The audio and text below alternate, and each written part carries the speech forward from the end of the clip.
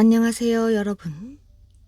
편안하게 듣는 잠자리 동화 달콤 오디오북입니다.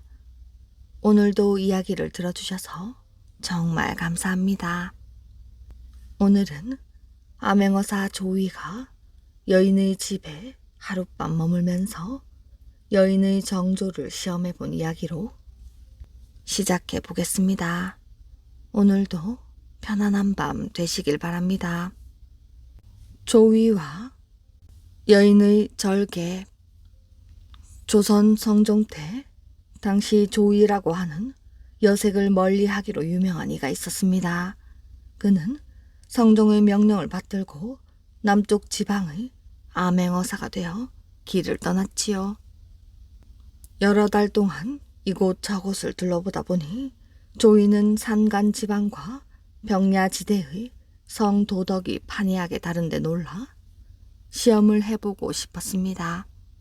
그는 서울로 가던 도중 발길을 돌려 충청도 보은에 있는 속리산에 들어갔지요. 그러다 해가 저물어 그는 산을 내려오기 시작했습니다. 그러나 날은 이미 어두워졌는데 인간은 나타나지 않았지요.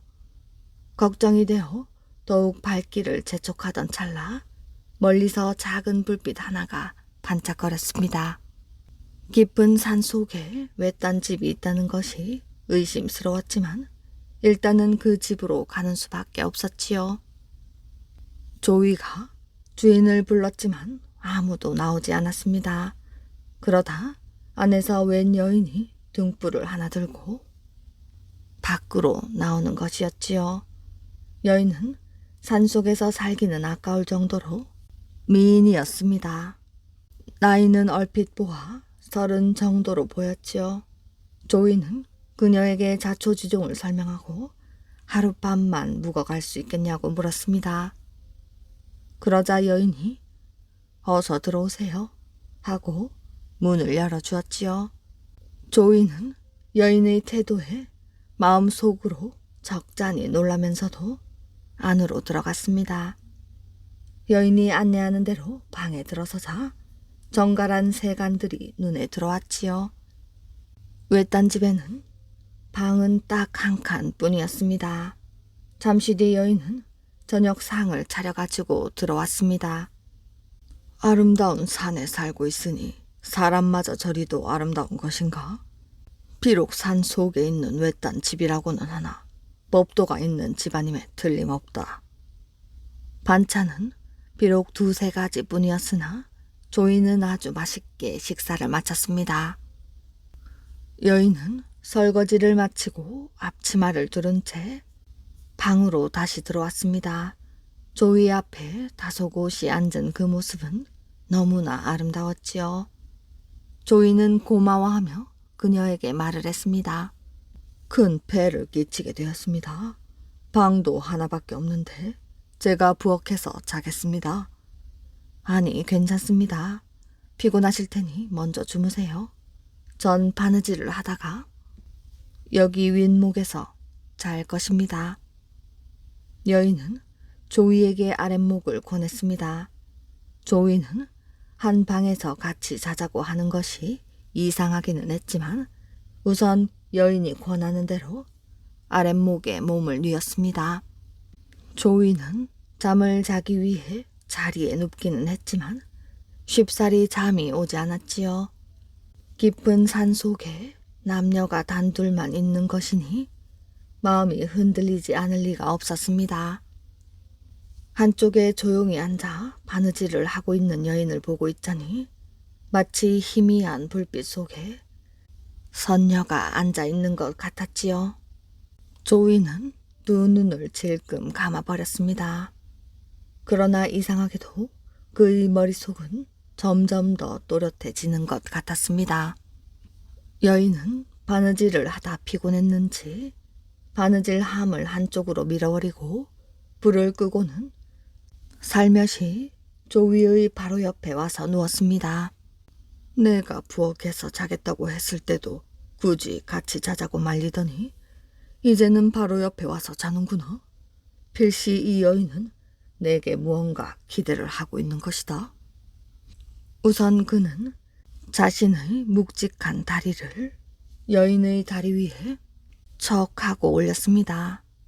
여인은 잠시 가만히 있다 일어나 앉았습니다. 몹시 피곤하신 모양이군. 그녀는 이렇게 혼잣말을 하며 조위의 다리를 원래대로 돌려놓았지요. 조위는 조금 시간이 지난 뒤 다시 자신의 다리를 그녀의 다리 위에 올렸습니다. 그러자 여인은 조위의 다리를 제자리로 돌려놓았지요. 조위는 속으로 정말 정조가 강한 여자라고 감탄을 하면서도 더욱더 시험해 보고 싶은 충동을 느꼈습니다. 그래서 이번에는 그녀의 배 위에다가 다리를 올려놓았지요. 여인은 부스스 일어나더니 불을 켰습니다. 그리고 조이를 흔들었지요. 조이는 애써 자는 척을 했지만 하도 그녀가 세게 깨우는 바람에 하는 수 없이 일어났습니다. 아니 왜 그러시오? 벌써 아침이 됐소? 그는 짐짓 놀란 척하며 벌떡 일어나 앉았지요. 그러나 여인은 그의 속마음을 모두 꿰뚫어 보고 있다는 듯 쏘아 보았습니다. 당신은 대체 뉘시오? 뉘시길래 남의 여자 몸에 손을 대시려고 하시오? 당신이 처음 다리를 올렸을 때는 너무 피곤해서 그런가 보다 했소. 두 번째는 나를 시험해 보려고 하나 보다 짐작했지요. 하지만 세 번째에는 당신의 음흉한 속셈을 알 수 있었소. 함부로 남의 여자에게 손을 대다니 그런 단정치 못한 사람을 이곳에 둘 수는 없습니다. 내가 이 방에서 여러 손님을 재워보았지만 당신 같은 사람은 처음입니다. 당신의 남은 인생을 생각해 그냥 여기서 쫓아내 버릴 수도 있지만 그렇게 하면 다른 곳에 가서 다른 여자를 또 건드리려고 할 것입니다. 그래서 당신의 버릇을 고치는 차원에서 종아리를 때리기로 하겠습니다. 조이는 여인의 말에 깜짝 놀랐습니다. 부인, 제가 잠을 자다 실수를 한 것 같습니다. 이번 한 번만 좀 봐주십시오. 그러나 여인은 두 눈을 더욱 부릅뜨고 큰 소리로 호통을 쳤습니다. 잠자는 사람이 어떻게 그런 실수를 저지른단 말입니까? 어서 종아리를 걷고 일어서십시오. 조이는 드디어 여자 앞에서 창피를 당할 꼴이 되었습니다. 여자의 정조를 시험하려다 되려 자신이 당한 꼴이 되어버린 것이지요. 여인은 계속 종아리를 걷어올리라고 호통을 쳤습니다. 그러나 종아리를 올리자니 사내로서 위신이 떨어지는 것 같고 그냥 이대로 은근슬쩍 지나가자니 여인의 용서를 받을 길이 없어 보였지요. 하는 수 없이 조이는 희미한 불빛 아래에서 종아리를 걷어올리고 여인 앞에 섰습니다. 그래도 조이는 여인이 그저 엄하고 무서운 모습을 보여주기 위해 일부러 그런 것이라고만 생각했지요. 그래서 우습다는 표정을 지으며 곧바로 앉으려고 했습니다. 그러나 여인은 바느질할 때 사용하는 자를 들고 와 조이의 종아리를 때렸습니다. 어찌나 세게 때리는지 종아리에 불덩이가 튄 것 같았지요. 조이는 아파서 펄쩍 뛰었고 막대기는 두 동강이 났습니다. 손님을 위해서는 몇 대 더 때려야 할 것 같지만 유감스럽게도 자가 부러졌군요. 이제는 그만 주무시도록 하시지요. 여인은 머리끝까지 오른 분노를 사기며 자리에 누웠습니다. 조이도 여자에게 맞은 것이 부끄럽기는 했지만 뭐라고 불만을 표시할 수는 없었지요. 오히려 이렇게 인가와 떨어진 외딴 곳에 살면서 굳게 정조를 지키는 모습에 암행어사인 조이는 흐뭇해했습니다. 총각을 사랑한 궁녀. 옛날 궁녀라고 하면 임금이 가진 물건이나 다름이 없었습니다. 임금 얼굴 한 번 못 보았어도 평생을 수절하며 살아야 하는 게 궁녀 신세였지요. 그러니 궁녀가 임금 몰래 외간 남자를 만난다는 건 목숨을 내놓는 일이었지요. 그런데 그렇게 목숨을 걸고 한 총각을 만나는 궁녀가 있었습니다. 원래 이 처녀 총각은 한 동네에 살면서 일찍부터 장례를 약속한 사이였는데 처녀가 그만 사냥 나간 임금 눈에 들어 궁궐로 들어가게 되었지요. 그러니 한시도 처녀를 못 잊은 총각은 밤마다 수십 리 길을 걸어 궁궐로 달려가곤 했습니다. 남의 눈을 피해 궁궐 담을 넘어 들어가서 대숲에 숨어 있으면 처녀가 대숲으로 와서 만나곤 했습니다. 이렇게 위태위태하게 만나던 두 사람은 어느 날 그만 내시에게 들키고 말았습니다. 총각은 잽싸게 담을 넘어 달아났는데 처녀는 꼼짝없이 잡혀서 문초를 당하게 되었지요. 곤장을 맞고 주리를 틀리면서도 처녀는 끝내 사랑하는 사람의 이름을 대지 않았습니다. 신하들이 처녀가 살던 마을에 내려가 수소문한 끝에 총각의 정체를 알아냈지요. 이렇게 해서 총각은 쫓기는 신세가 되었습니다. 몇 날 며칠을 숨어 지내며 이 국리 저 국리 하던 총각이 드디어 어질다고 소문난 황희정승을 찾아가기로 했습니다. 그런데 막상 황정승네 집 대문 앞까지 가고 보니 더는 발길이 떨어지지 않았습니다. 생각다 못한 총각은 그동안의 사정을 종이 쪽지에 세세하게 적어서 굴비 두rum에 매달아 정승집 담 안에 던져놓았습니다. 다음 날 아침 황정승 부인이 장을 뜨려고 장독간에 나와보니 난데없이 굴비 한 두rum이 떨어져 있었지요. 부인이 이상하게 생각하고 굴비 두rum을 들어 올리니 종이 쪽지가 딸려 올라왔습니다. 펼쳐보니 구구절절 애틋한 사연이라 부인이 그만 감동을 했지요. 한 나라의 정승이 되어가지고 이런 억울한 일을 바로잡지 못해서야 될 말인가. 그런데 이 양반 성질이 워낙 꼬장해서 탈이야. 굴비를 두rum째로 내보이면 틀림없이 부정한 물건이니 내버리라고 할 것이고 종이 쪽지만 불쑥 내밀었다가는 사사로운 청원이라고 읽어보지도 않고 물리칠지 모르니 이 일을 어떡한다.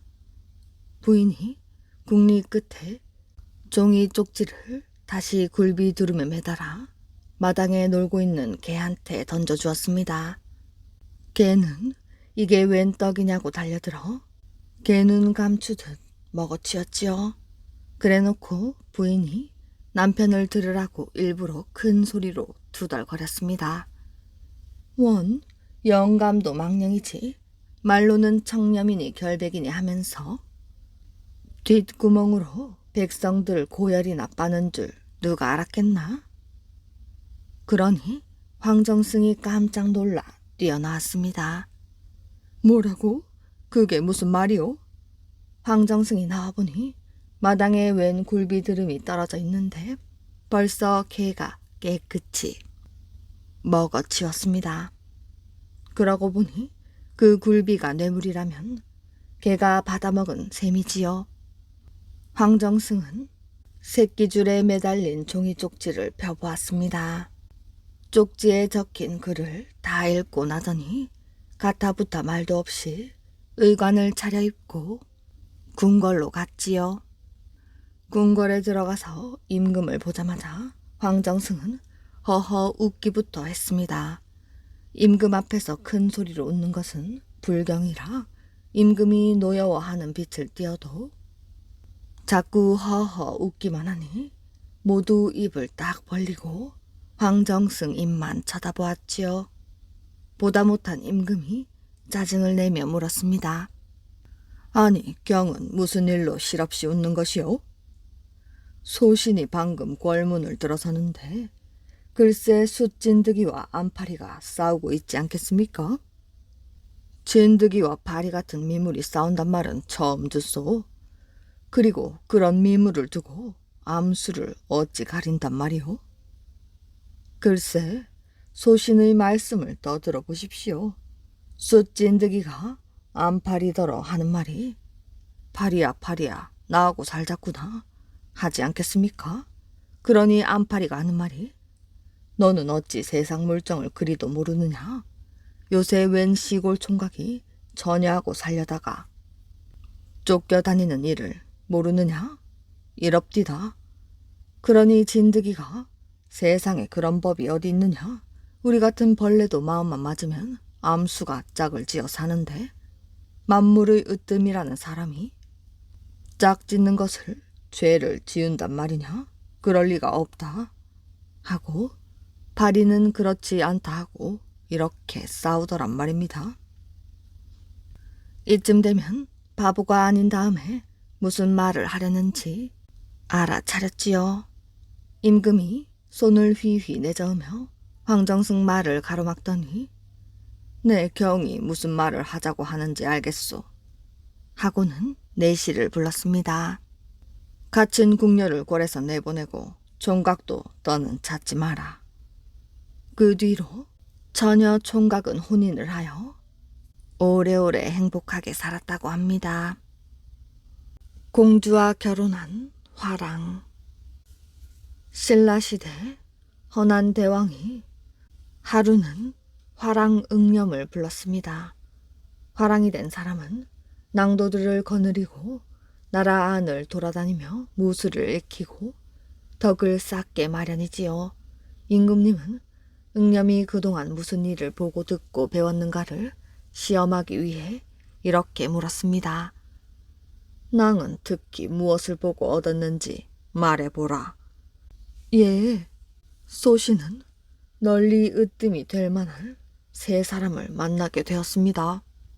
첫째, 남보다 높은 자리에서 일할 수 있는 사람인데 겸손하여 남의 밑에서도 기꺼이 노력하고 있는 사람을 보았습니다. 그리고 이름난 부자이면서도 옷이 검소하고 남을 돕기를 잘하는 사람을 만났습니다. 또 얼마든지 거드름을 피울 수 있는 힘을 가지고 있으면서도 도무지 그런 빛을 나타내지 않는 사람을 만났습니다. 임금님은 그 이야기를 듣고 응념을 사랑하는 마음이 더욱 깊어졌습니다. 응념이야말로 지금 이야기한 세 사람의 마음을 모두 지니고 있다는 것을 깨달은 것이지요. 짐에게는 두 공주가 있다. 짐이 생각하는 바가 있어 낭에게 한 공주를 맡기려 하니 낭은 깊이 생각해 보아라. 응념은 너무 뜻밖이라 선뜻 대답을 못하였습니다. 예, 황공할 따름이옵니다. 소신의 부모님께 여쭈어본 후 다시 아뢰겠나이다.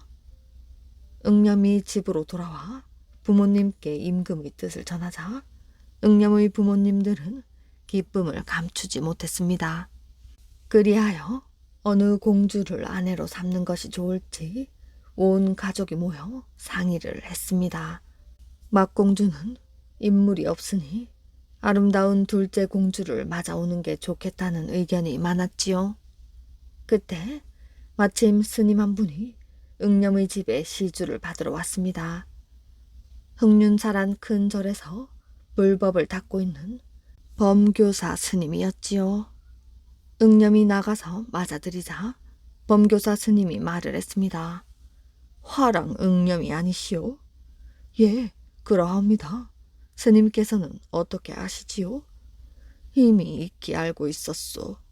듣건대 화랑께서는 공주님을 아내로 삼게 되었다던데 어느 공주를 맞이할 생각이시오?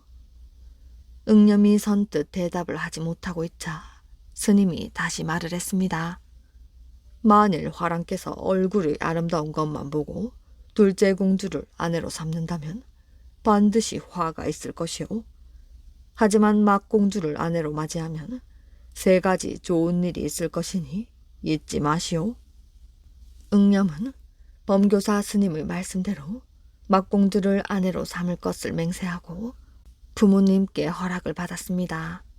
며칠 뒤 좋은 날을 받아 임금님이 신하를 보내 응념의 뜻을 물었습니다. 응념이 맏공주를 아내로 맞이하겠다고 하자 왕과 왕비는 기뻐했지요. 응념이 맏공주와 결혼을 한 뒤 몇 달이 되지 않아 임금님이 갑자기 큰 병을 얻었습니다.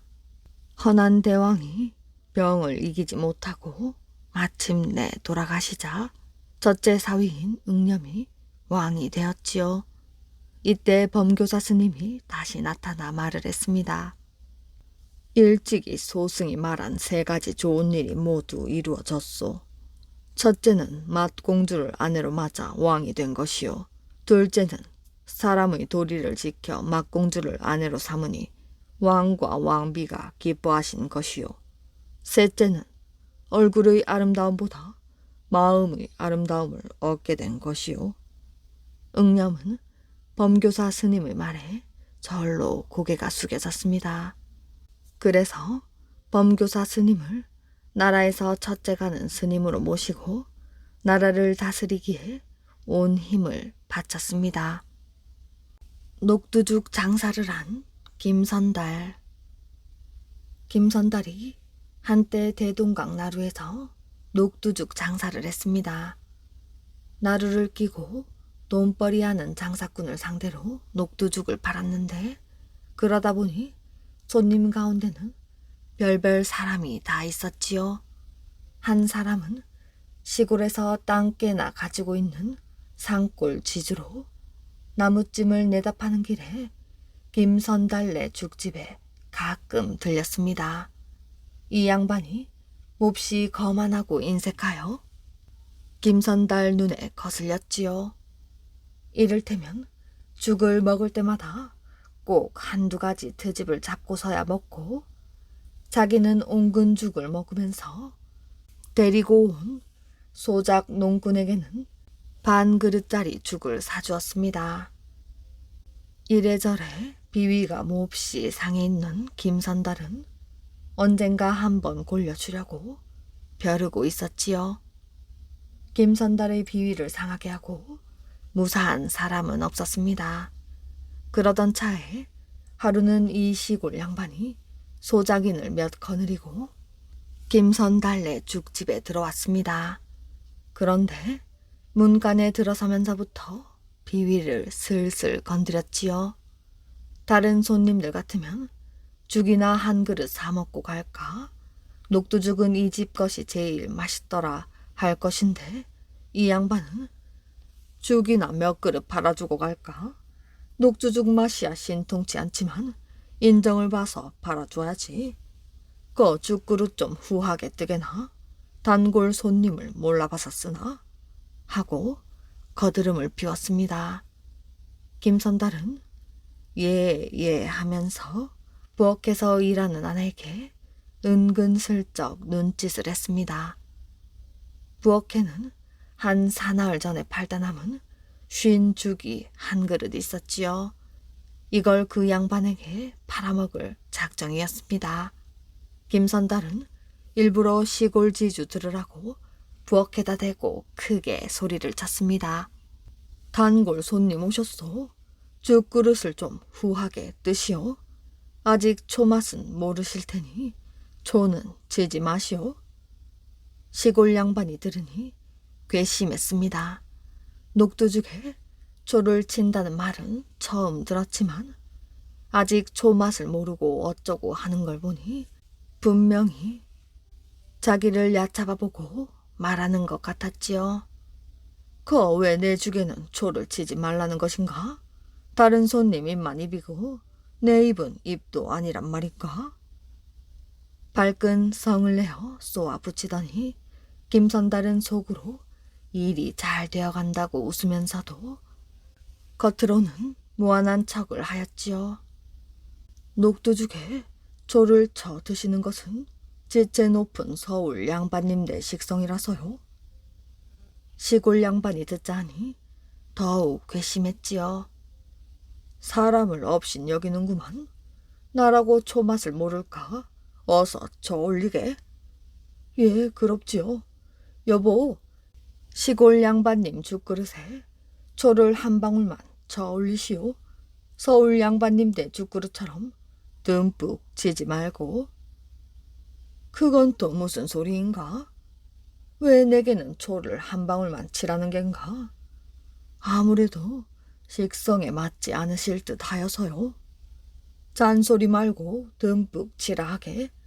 내가 산골에 살아도 입맛이야 서울 사람 못할 게 뭔가? 몰라 배웠습니다. 여보, 시골 양반님 죽그릇에 초를 듬뿍 쳐서 올리시오. 김선달은 겉으로 굽신굽신하면서 속으로는 신바람을 냈습니다. 드디어 쉰 죽사발이 나왔지요. 시골 양반이 한술 떠보니 얼마나 신지 절로 얼굴이 찡그려졌습니다. 쉰 죽을 데워놨으니 실 수밖에 없었지요. 그래도 지체 높은 서울 양반들 입맛을 따라가려면 이쯤은 참아야 했습니다. 입을 실룩실룩 해가며 억지로 죽을 먹었습니다. 초맛을 아시는 걸 보니 역시 지체 높으신 분은 다르군요. 김선달은 이렇게 능청을 떨고 시골 양반은 쉰죽 한 사발을 말끔히 비우고 나서 역시 녹두죽은 초를 듬뿍 쳐야 제맛이 나는군 하면서 일어섰습니다. 귀한 술병. 옛날 어떤 집에 아주 귀한 술병 2개가 있었습니다. 조상이 물려준 것이라 사각 탁자에 모셔놓고 귀한 손님이 올 때만 조심조심 쓰고 다시 모셔두었지요. 이 집 주인은 집에만 들어오면 술병의 먼지도 닦고 이리저리 살펴보았습니다. 그러고는 온 집안 식구에게 늘 이렇게 말했지요. 누구든 이 술병을 깨면 살아남지 못할 것이다. 그러던 어느 날 계집종이 탁자에 앉은 먼지를 닦다가 술병 1개를 떨어뜨렸습니다. 술병은 방바닥에 떨어지면서 산산조각이 났지요. 계집종은 너무 놀라 방바닥에 털썩 주저앉았습니다. 술병을 깨면 누구든지 살아남지 못한다는 말이 떠올랐지요. 겁이 나고 두렵기는 했지만 이미 깨진 걸 어쩔 수 없었습니다. 저녁에 주인이 돌아보니 늘 나란히 있던 술병 1개가 보이질 않았습니다. 그래서 청소하는 계집종을 급히 불렀지요. 여기 있던 술병을 어쨌느냐? 낮에 탁자를 닦다가 그만. 그래서 떨어뜨렸는데 그만 깨지고 말았어요. 그것이 어떤 술병인지 몰랐단 말이냐? 이 요망한 것 같으니라고 내가 그토록 조심하라고 일렀거늘 조상 대대로 내려오는 술병을 깼으니 죽을 각오는 돼 있겠지. 여봐라, 밖에 아무도 없느냐? 인연을 당장 광에 가두어라. 하인들과 온 식구들은 우르르 몰려왔습니다. 바로 그때 잘못해서 술병을 깨뜨린 계집종이 벌떡 일어서더니 탁자에 하나 남은 술병을 들어 방바닥에 패대기를 쳤지요. 큰 소리가 나며 나머지 술병 하나도 박살이 나버렸습니다. 모두 너무 놀라 할 말을 잃었습니다. 아니, 니년이 정녕 미친 게로구나. 아닙니다. 저는 미치지 않았습니다. 저는 술병이 깨지는 순간 이미 죽을 각오를 했습니다. 제가 그토록 귀한 술병을 깨뜨렸는데 어찌 살아남기를 바라겠어요. 다만 언젠가 먼 훗날 남은 술병을 깨는 사람이 또 목숨을 잃게 될까봐 제가 마저 깬 것입니다. 이 말을 들은 주인은 할 말을 잃었고 다른 식구들 모두 가만히 고개를 끄덕였지요. 잠시 뒤 주인이 말을 했습니다. 내 말이 일리가 있구나. 하나를 깨나 둘을 깨나 죽기는 마찬가지이니 사람 둘이 죽는 걸 막아보자는 것이란 말이지. 네 마음 씀씀이가 참으로 기특하구나. 아무리 술병이 귀하다고 하지만 어디 사람 목숨만큼이야 하겠느냐?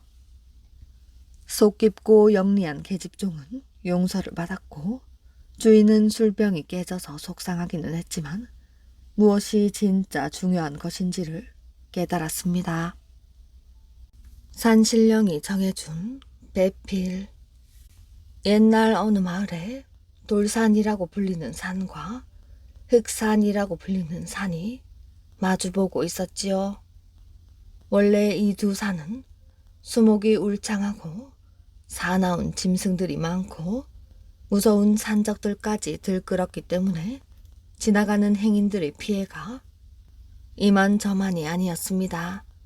그러나 흑산에는 흑산 장수라는 장수가 살고 돌산에는 돌산 장수라는 장수가 산 뒤부터는 그런 일들이 적게 되었지요. 행인들의 안전을 위해서 두 장수가 열성으로 보호해 주었기 때문입니다. 두 장수 모두 홀압이었습니다. 그래서 적적한 두 장수는 남달리 사이가 좋아 밤마다 서로 찾아보며 우정을 나누었지요. 여보게 흑산 장수 저녁밥이나 지어 먹고 있는가? 돌산 장수 친구 어서 오게나? 이렇게 방에 불을 많이 떼서 후끈후끈 하다만 방만 뜨거워서 뭘 해? 저자라도 있어야 심심하질 않지. 자네도 나하고 똑같은 신세면서 남의 말할 것 없잖아. 하느님의 심사도 알 수 없는 일이지. 어떤 사내에게는 여자를 둘씩 셋씩 정해주고 우리같이 무지렁한 사내한테는 그 흔한 여자를 한 명도 선택해 주질 않으니 두 친구끼리라도 서로 위로를 해주지 않는다면 쓸쓸해서 견딜 수가 없는 그들이었습니다. 착한 일을 하는 사람에게는 하늘도 감동한다는 말이 있지만 날마다 행인들과 초군들을 지켜주고 있는 이 착한 두 사람에게는 하늘도 본체만체 하고 있었지요. 돌산 장수가 흑산 장수 친구 집을 나서자 한낮같이 밝은 달빛이 그를 마중하고 있었습니다. 돌산 장수 친구 조심히 가게나? 흑산 장수 친구 내일 밤에 또 만나도록 편안히 자게나? 돌산 장수가 다시 달빛 사이로 비치는 고개턱을 오르는 순간 어디서 다급해하는 사람의 소리가 들렸습니다. 이놈의 짐승이 왜 이리 사람을 몰라보고서 이렇게 성가시게 구는 거야? 빨리 없어지래도. 그것은 여자의 음성이었지요. 세상에 담도 큰 여자가 있지. 이 험한 산속, 이 깊은 밤에 도대체 뭘 하는 여자이기에 이런 곳에서 혼자 짐승을 쫓고 있단 말인가? 숲을 벗어나가자 환한 달빛이 한 여자의 얼굴을 비췄지요. 여자는 장수만큼이나 큰 키에 아래 위 모두 흰 옷을 입고 있었지요. 돌산 장수의 눈에는 여인이 아주 아름답게 보였습니다. 에헴 하고 기침을 하면서 돌산 장수는 여자의 앞으로 걸어갔지요. 뭘 하는 부인이기에 이런 곳에 와 있는 것이오? 사람을 놀라게 해서 죄송합니다. 실은 백두산 산신령님의 명을 받고 제 낭군이 될 사람을 찾아 이곳을 지나던 중이었습니다. 백두산 산신령님의 명을 받고 왔다는 말에 이 여자가 보통 사람이 아니구나 하는 생각을 하면서 돌산 장수는 또 물었지요. 그럼 그 낭군이 될 사람이 이 산 속에 있단 말인가요? 네, 그렇게 듣고 왔더니 첫 길이라 어디가 어딘지 잘 모르겠어요. 이 산 속에 있는 사람이라면 누구를 말하는 것인가요? 신령님의 말씀에 흑산 장수라고 했습니다. 돌산 장수는 가슴이 뜨끔했습니다. 이 산 속에 있는 사람이라면 흑산 장수, 돌산 장수 두 사람밖에 없는 터인데 하필이면 왜? 돌산 장수를 제쳐놓고 흑산 장수를 찾는단 말일까요? 돌산 장수는 불에 화끈 찢어진 것 같은 질투를 느꼈습니다. 그래서 순간 이 여자를 내가 가로채야겠구나 결심을 했지요. 똑같이 산을 지키고 있는 두 장수 중에서 왜 자기를 밀쳐놓고 흑산 장수에게 여자를 지정해줬는가 생각을 하니 백두산 산신령까지도 미워서 가만히 있을 수가 없었습니다. 돌산 장수는 여인의 앞으로 한 발 다가서면서 반기는 척했습니다. 내가 바로 흑산 장수요. 어서 내 집으로 갑시다. 돌산 장수는 벌써 부부가 된 것 같은 흥분된 기분으로 여인을 자기 집으로 안내를 했습니다. 자, 보시듯 내 사는 형편이 이렇소. 부부 사이란 뜻만 있으면 되는 거지. 꼭 논밭이 많고 노비를 많이 거느려야 되는 것이 아니지 않소? 걱정 마세요. 제가 흑산 장군을 찾은 건 신령님이 배필로 정해 주셨기에 따른 것뿐이지 처음부터 일신이 편하자고 온 건 아닙니다. 자기를 흑산 장군이라 부르는 말에 돌산 장수는 가슴이 뜨끔했지만 한 번 속인 이상 끝까지 흑산 장군 행세를 해야 했습니다. 고맙소. 당신이 그런 말을 하니 너무 고마워 눈물이 나려고 하오. 그런데 매일 큰 몽둥이를 짚고 돌아다니면서 행인들을 짐승으로부터 보호해 주던 돌산 장수는 그 여인을 만난 뒤 하루도 밖에 나가는 일이 없었습니다. 첫째는 그 여인이 너무도 좋아 한 시각이라도 옆을 떠나기가 싫어서였고, 둘째는 자기가 밖에 나가면 그동안 자기가 흑산 장수가 아니었단 사실이 탄로날까 그것이 겁이 나서였지요. 그때 흑산 장수는 이상한 생각이 들었습니다. 이 사람이 요즘 통 보이질 않으니 무슨 일이 있나? 그동안 병이 난 것인가? 이런저런 생각 끝에 흑산 장수는 돌산 장수를 찾아가 보기로 했습니다. 여보게, 돌산 장수 친구 계시나? 돌산 장수 집을 찾아간 흑산 장수는 쌀이문 밖에서 크게 불렀습니다. 여인과 재미있는 이야기를 하면서 마주 앉아 있던 돌산 장수는 별안간 부르는 소리에 아주 놀랐습니다. 아니 여보, 왜 이렇게 놀라세요? 밖에 누가 찾고 있지 않아요? 누군지 나가 보고 오겠으니 당신은 이대로 가만히 앉아 있으시오. 놀라지 않을 수 없었던 돌산 장수였지요.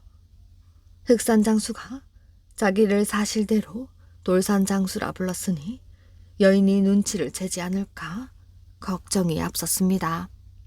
이상하게 생각한 여인은 돌산 장수가 손님을 만나러 나간 사이 문 구멍으로 가만히 살펴보았지요. 남편은 밖에 찾아온 손님을 만나서도 몹시 당황해하는 모습이었습니다. 이 사람아, 집에 있으면서 왜 발걸음을 끊고 있었는가? 방에 누가 있는 모양인가? 그래. 길 가던 사람이 잠시 쉬어간다기에 들어오게 했지. 시인을 보니 여자인가 본데? 아니, 여자도 아니고 남자도 아니고 아니야. 돌산 장수, 이 사람이 왜 갑자기 이렇게 사람이 변했나? 흑산 장수, 이 사람이 무슨 소리를 하고 있나? 이 사람아, 여자도 아니고 남자도 아니라면 귀신이란 말인가? 그러면서 흑산 장수는 크게 웃었습니다. 문틈으로 그들의 이야기를 엿듣고 있던 여인은 그제야 돌산 장수가 자기를 속이고 있었던 사실을 처음으로 알아냈지요. 여보, 돌산 장수라고 하던 손님이 당신을 보고 돌산 장수라고 하고 당신은 손님을 보고 흑산 장수라고 하니 도대체 어떻게 된 일인가요? 그날 밤 돌산장수가 잠이 든 틈을 타서 여인은 흑산장수의 집을 찾아갔습니다. 돌산장수가 흑산장수라 하기에 감쪽같이 속았지 뭡니까? 여인으로부터 전해들은 흑산장수는 우정을 배신해버린 돌산장수가 원망스러워 견딜 수가 없었습니다. 그러나 또 한편 여인을 잃은 돌산장수는 그 여인이 흑산장수 집에 가 있는 것을 알고 분함을 참을 수 없었지요. 그래서 돌산장수는 큰 바위를 들고 가 흑산장수의 집에다 내꽂았습니다. 내 아내를 도둑질해간 이 흑산장수 도둑놈아, 너야말로 내 아내 될 사람을 거짓말로 속여 가로챘으니 그냥 둘 수 없는 도둑놈이지. 이래서 서로 욕설을 퍼붓던 두 사람은 끝내 싸움이 붙고 말았습니다. 석 달 열흘 동안 밤낮을 가리지 않고 돌산장수는 흑산장수에게 바위를 내던지고 흑산장수는 흑산에서 돌산장수에게 흑산을 흙을 내던졌습니다. 그랬더니 결국 나중에는 흑산의 흙이 돌산에 모여서 흑산이 되고 돌산의 돌은 흑산 쪽에 모여서 돌산이 된 꼴이 되고 말았습니다. 이 싸움에서 흑산 장수 부부가 돌산의 돌에 맞아 죽고 말자 벼랑간 허공에서 어떤 목소리가 들렸지요. 이놈 돌산 장수야, 우리를 다 죽여놓고 너 혼자서만 살아있을 줄 아느냐? 하면서 바위 한 개가 날아와 돌산 장수도 그 바위를 맞고 죽고 말았습니다. 결국 처음과 달라진 것은 흑산의 위치와 돌산의 위치인 것이지요. 땅에서 나온 아이들. 끝없이 펼쳐진 바다 위에 바위와 돌이 많은 탐나가 있었습니다. 어느 날 펑 하는 큰 소리와 함께 땅이 흔들렸습니다. 아니, 이게 무슨 소리인가? 땅이 흔들리고 있어요. 사람들은 허둥지둥 피할 곳을 찾았지요. 그런데 조금 뒤 흔들리던 땅이 잠잠해졌습니다. 저것 보시오. 소나무가 있는 곳에서 연기가 나고 있어요. 사람들은 소나무 아래에 구름인지 안개인지 알 수 없는 것이 뭉게뭉게 피어오르는 것을 보았습니다. 그때 우렁찬 아기 울음소리가 멀리까지 퍼졌습니다. 가봅시다. 짐승 소리라면 몰라도 아기 울음소리인데 겁낼 것 없지 않소? 몇 명의 노인이 앞장서서 연기가 피어오르는 숲 속으로 들어갔습니다. 그런데 맨 앞에 가던 노인이 갑자기 그 자리에 우뚝 멈춰서더니 외쳤습니다. 저기 땅에 난 구멍 속에서 울음소리가 들리는군. 노인들은 두근거리는 마음으로 구멍 속을 내려다보았습니다. 그런데 놀랍게도 아기들 셋이 구멍 밖으로 하나 둘 기어 나오는 게 아니겠어요? 아기들은 노인을 보자 울음을 딱 그치고 방긋방긋 웃었습니다. 노인들은 옷을 벗어 아기들을 감싸 품에 안았지요. 그런데 이상하게도 아기들 몸이 쑥쑥 자라기 시작했습니다. 사람들이 모여있는 곳에 닿았을 때는 이미 소년의 모습이 되어 있었지요. 어르신, 무슨 일이 생긴 것입니까? 땅에서 새 아기가 나왔다는 말은 들었는데요. 사람들은 주위를 둘러보았지만 아기는 보이지 않았고 낯선 소년 3명이 서 있는 것을 볼 수 있었습니다. 아기가 나왔다는 것은 거짓말입니까? 아니네. 이분들이 바로 땅에서 나온 아기들일세. 사람들은 깜짝 놀랐습니다. 아기가 아니라 소년들이지 않습니까? 처음에는 아기였지. 그런데 우리에게 안기자마자 이렇게 자라났다네. 하늘이 우리에게 훌륭한 분들을 내려보내신 것 같으니 어서 절을 하세나. 마을 사람들과 노인은 3명의 소년을 앞에 두고 큰 절을 했습니다. 마을 사람들은 땅에서 나온 소년들을 왕자라고 부르며 정성껏 길렀지요. 소년들에게는 각각 고씨, 부씨, 양씨 성을 붙여주고 그들을 부를 때는 고씨 왕자님, 부씨 왕자님, 양씨 왕자님이라고 했습니다. 우리 고씨 왕자님은 화를 잘 다루시지. 그런가? 우리 부씨 왕자님은 하늘만 보면 비가 오겠다, 바람이 불겠다 말씀해 주셔서 농사 짓기가 아주 그만인데 말이야. 아이고, 우리 같은 어부들에겐 양씨 왕자님이 최고지. 마치 바닷속을 훤히 들여다보고 있는 것처럼 고기가 어디에 많은지 척척 알려주신다니까. 새 왕자를 향한 사람들의 칭찬이 그치지 않았습니다. 새 왕자는 체격이나 생김새가 서로 비슷해서 어떻게 보면 쌍둥이 같았지만 가지고 있는 재주는 각각 달랐습니다. 새 왕자들이 청년으로 자라면서 각자 가진 재주가 확연히 드러났습니다. 고씨 왕자는 사냥을 아주 잘했습니다. 누구보다 날쌔고 씩씩하게 청년들과 함께 산에 올라 사냥을 하면 다른 사람들보다 몇 배나 많은 들짐승을 잡곤 했지요. 부씨 왕자는 들에 나가 농사일을 하는 것을 좋아했습니다. 여러 가지 채소를 가꾸어 마을 사람들이 나누어 먹도록 했고 농사 짓는 법도 가르쳐 주었지요. 양씨 왕자는 바다 고기를 잡는 데 뛰어났습니다. 짐승들의 잔뼈로 낚시 바늘을 만들어 큰 고기를 많이 낚은 뒤 그것을 마을 사람들에게 골고루 나누어 주기도 했지요. 각각 뛰어난 재능을 가진 새 왕자를 보면서 마을 사람들은 기뻐했습니다. 하지만 이내 고민에 빠졌습니다. 새 왕자 모두 훌륭한 인품을 가지고 있고 지혜로우니 그중 누구를 임금으로 삼아야 할지 결정을 하지 못했습니다. 마을 사람들은 스스로 결정을 내리지 못하고 결국 새 왕자에게 물어보기로 했지요. 3분 중에서 이 탐나를 다스릴 임금님을 뽑으려 하는데 누가 임금님이 되었으면 좋겠습니까?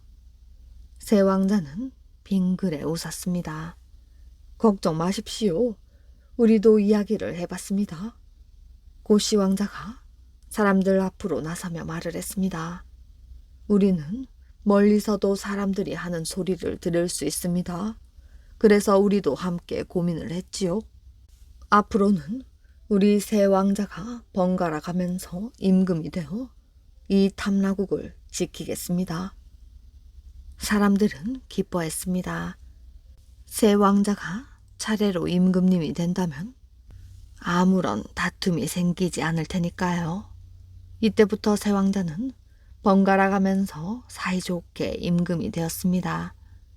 한 사람이 임금으로 있을 때에는 나머지 2 왕자는 신하가 되어 어진 정치를 펴는데 힘을 보탰지요.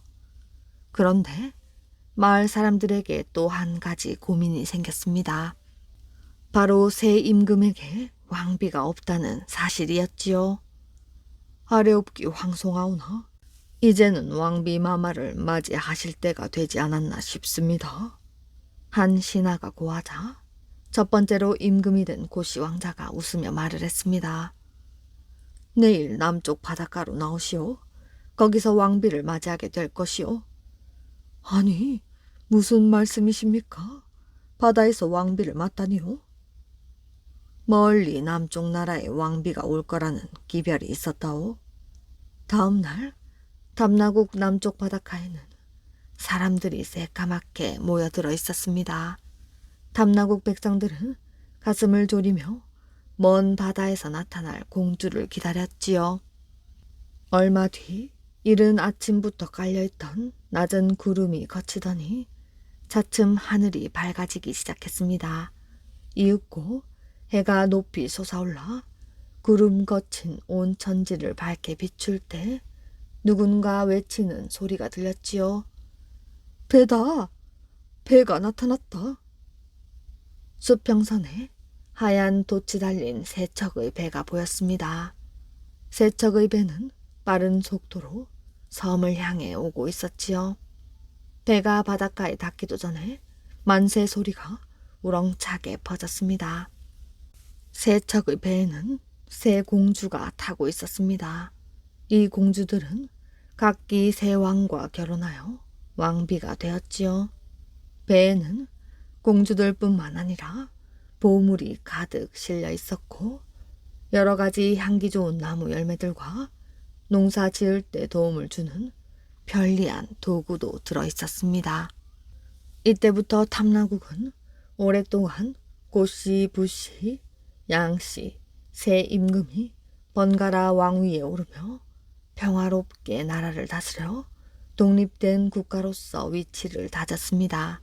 그러다 백제의 동성왕 때에 백제와 합치게 되었지요. 글방에 간 바보 돌쇠. 옛날 어느 시골에 돌쇠라는 바보가 살았습니다. 무슨 말을 해도 통 알아듣질 못했지요. 그래서 10살이 넘도록 글방에도 가지 못했습니다. 친구들은 다들 글방에서 재미있게 글을 배우고 있었지요. 돌쇠의 아버지는 걱정이 태산이었습니다. 우리 돌쇠가 어른이 되어서도 글을 못 읽으면 어떡하지? 그래서 억지로라도 돌쇠를 글방에 보내기로 마음먹었지요. 예, 돌쇠야. 너도 오늘부터 글방에 가서 글을 배우도록 해라. 아버지, 글을 어떻게 배우는 건데요? 그것은 어려운 일이 아니지. 그저 선생님이 하시는 대로 따라하기만 하면 된다. 정말 똑같이 따라하기만 하면 돼요? 그렇건 말고 선생님이 하시는 대로만 따라하거라. 돌쇠는 아버지가 사다 주신 전자문책을 들고 글방에 갔습니다. 선생님은 돌쇠 앞에 책을 펼쳐 놓으시더니 손가락으로 하늘 천자를 가리키며 점잖게 말씀하셨지요. 하늘천 하거라. 이 소리를 듣자 돌쇠는 아버지께서 일러주신 말씀이 생각이 났습니다. 옳지, 똑같이 따라하라고 했지. 그래서 돌쇠는 선생님이 하신 말을 그대로 따라했습니다. 하늘천 하거라. 그러자 선생님은 다정한 목소리로 말을 했지요. 하늘천만 하거라. 하늘천만 하거라. 돌쇠가 또 따라했습니다. 하거라 소리는 빼란 말이다. 하거라 소리는 빼란 말이다. 돌쇠는 또다시 따라했지요. 그러자 선생님은 소리를 질렀습니다. 이놈아, 하거라 소리는 따라하지 말란 말이다. 이놈아, 하거라 소리는 따라하지 말란 말이다.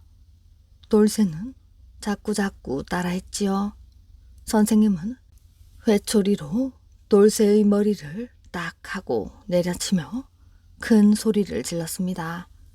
이런 바보 같은 녀석이 있나? 이런 바보 같은 녀석이 있나?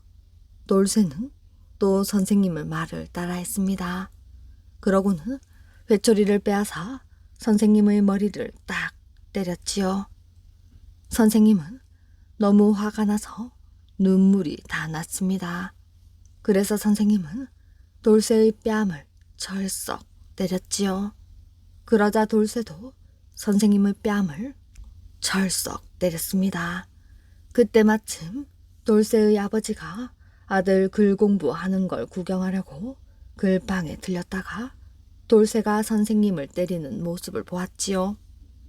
아버지는 돌쇠의 한쪽 귀를 붙잡고 마당으로 끌어내며 말을 했습니다. 이놈아, 글을 배워오랬더니 감히 선생님 뺨을 때려? 아버지, 그게 아니고요. 난 아버지가 시킨 대로 선생님을 똑같이 따라했단 말이에요.